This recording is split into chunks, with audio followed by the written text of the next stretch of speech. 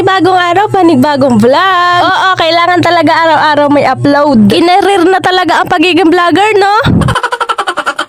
Hanggang dito na lang tong video. Salamat sa panonood. Ay, di pa pala nag-umpisa. Kakagising nga lang namin dito ni Asher. Tibangin mo yan kung ayaw mong maburutian. Linilibang ko nga lang pala dito si Asher para makapagtimpla na ako ng kape. Opo, nagtitimpla na po ako dito ng kape. Eh bakit naging si Erica Pineda yan? Mapapat from this to this ka na lang talaga eh. Dito nga pala kami dumadayo ng kape ni Asher. Sa harapan ng bahay nila ate. Huwag niyo na lang talaga pansinin yung background ko.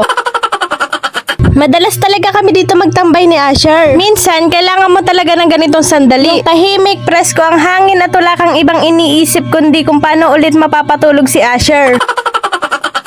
Dito nga ay tinuturuan ko mag-vlog si Asher dahil page naman namin to. Ano, ako lang magbablog? Hala, bakit naman pinag-vlog na? Kaya guys, sinisipag ako mag-vlog dahil meron na akong videographer. Si Kyle, 2 years old, no experience. At kung gusto nyo rin siyang kunin na videographer, message nyo lang ako. Dahil nga wala nang gusto magpa-shoutout ngayon, magpapasalamat na lang ako. Salamat sa pag-share ng video, Ella at Gabdam. Salamat sa panonood. Bye guys!